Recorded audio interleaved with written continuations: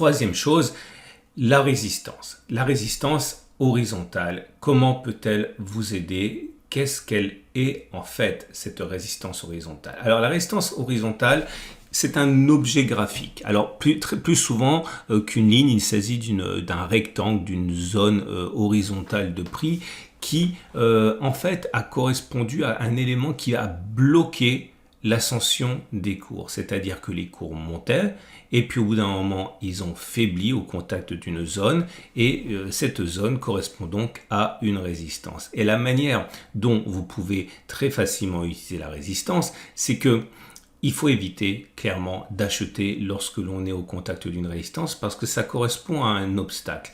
Au contraire, il faut envisager que la résistance, une fois passée, soit beaucoup plus propice à un achat, c'est-à-dire une fois que l'obstacle est passé. Je vous montre tout de suite un exemple. Vous avez l'argent ici, l'argent libellé en euros, et vous avez une zone de résistance comprise entre 19 et 13,80 euros. Cette zone des 18,3 euros est une zone qui a stoppé la progression des cours. Vous le voyez, sur de nombreuses journées, les cours ont tenté de venir chercher et dépasser cette zone de résistance et ont échoué. Clairement, cela signifie qu'on n'achète pas dans cette zone-là. Ou du moins, si on achète, on doit savoir qu'on s'expose à un barrage plus sûrement que si on achète à un autre moment pris de manière aléatoire. Ce qui veut dire clairement que si dans le cadre de la vente de votre or, vous voulez profiter d'un timing, on va dire, plus idéal, tentez éventuellement de localiser ces zones de résistance pour vendre, imaginons que ce soit dans le cadre de votre carte Veracash, si vous avez justement besoin de liquidité et que vous voulez procéder à quelques ventes de pièces d'or, eh bien sachez que si vous arrivez sur une zone comme ça sur votre graphique, c'est un moment qui est plus idéal, on va dire, pour procéder à une vente qu'à un autre moment puisque vous vendez en fait quelque part au mieux. Alors, je vous donne ici un autre exemple.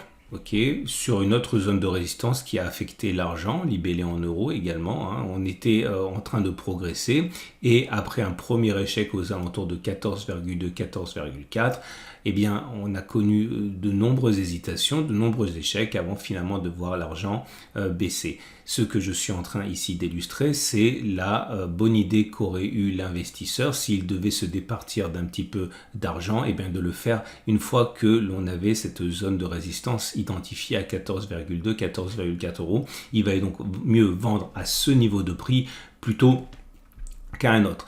À l'inverse, si dans le cadre d'achat d'or sur votre compte au coffre ou Veracash, qu'importe, vous voulez acheter, sachez que acheter à ce moment-là n'est pas une bonne idée, tout simplement parce que vous êtes au contact d'un obstacle. Soit l'achat serait mieux pressenti en cas de clôture au-dessus de cette zone de résistance, soit éventuellement attendre que la magie de la résistance fasse son effet, qu'on assiste à une décrue et vous pourrez donc acheter de l'or, de l'argent ou des métaux précieux, qu'importe, ça peut être également une crypto, ça n'a pas d'importance. Eh bien, sachez que vous aurez sans doute mieux à faire, soit en attendant un petit peu que l'on clôture au-dessus, soit en attendant que la baisse devienne effective pour acheter, c'est-à-dire une fois éloigné de l'obstacle. Je vous montre un autre exemple encore, c'est celui-là, c'est pour l'argent mais libellé en dollars. Vous avez une zone de résistance qui a été établie ici à 21,2, 20,7 dollars. Ce n'était absolument pas le bon moment d'acheter.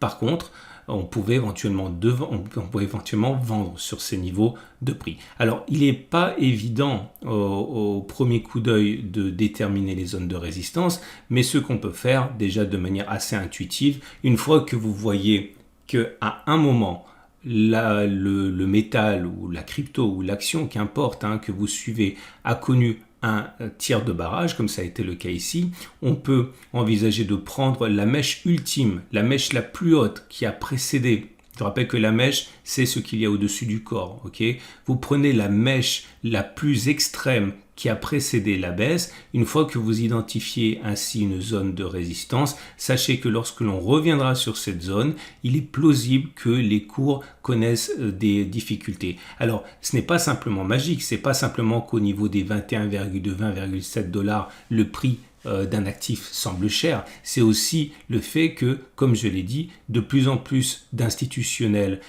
suivent l'analyse technique et agissent de manière moutonnière, c'est-à-dire que lorsque l'on va revenir sur une zone qui a précédemment posé problème, vous pouvez être sûr qu'il y aura de nombreux institutionnels, de nombreux traders, de nombreux algorithmes qui vont provoquer des mouvements de vente sur ces zones, entraînant que l'achat au contact de cette zone de résistance n'aurait pas été une bonne idée. Au contraire, je l'ai dit, il vaut mieux attendre que l'on franchisse la résistance ou alors que l'on s'en éloigne par le bas. Donc si on récapitule, une fois que vous avez identifié une zone qui a provoqué la baisse d'un actif, vous tracez une zone horizontale et vous attendez que l'on arrive sur cette zone à nouveau. Si on arrive sur cette zone, sachez que c'est un bon moment généralement si vous devez vous départir d'un actif, de l'or, de l'argent, une crypto, une action, ou alors si vous voulez acheter, eh bien attendez soit que l'on clôture au-dessus de cette zone ou attendez que l'on redescende un petit peu. Je vous montre encore un exemple ici.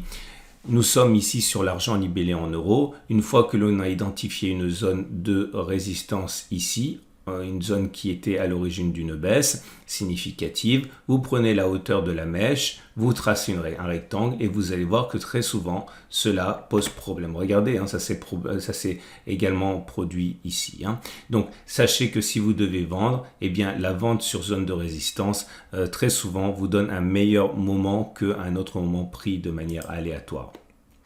C'est un autre exemple ici, assez proche mais différent. Pour l'argent libellé en dollars cette fois-ci, on avait une baisse, on prend la hauteur de la mèche haute, on trace une zone de résistance, ici c'est 21,2, 20,7 et le prochain retour au niveau de cette zone risque d'occasionner un tir de barrage. Et vous voyez cette mèche là, cette mèche signifie que pendant la journée on a réussi à se hisser au-dessus, mais on n'a pas réussi à clôturer au-dessus. C'est une bougie rouge, ça veut dire que l'on a terminé plus bas que l'on a ouvert. Bref, on a terminé ici, on a ouvert ici, on a tenté de dépasser, on a échoué.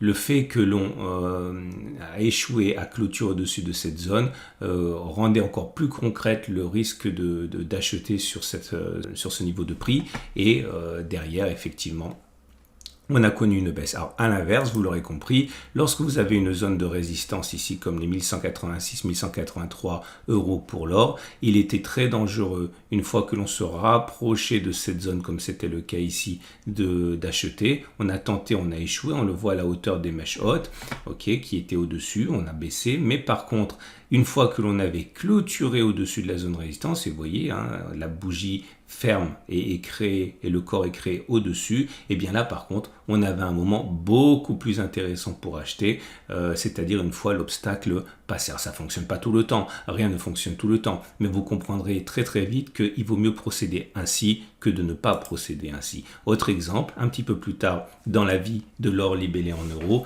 la même chose se produit. On a connu une résistance, on a connu une baisse de 3-4%. À partir de là, on était mûr pour tracer une nouvelle résistance. On a échoué une fois, on a échoué deux fois, mais la troisième fois c'est passé. C'est à ce moment-là qu'on pouvait envisager d'acheter. Je le répète, il arrive parfois que l'on passe, que cela donne ce qu'on appelle une fausse cassure, mais généralement, vous verrez qu'il vaut mieux ne pas acheter au contact d'une résistance, attendre qu'elle soit franchie pour le faire.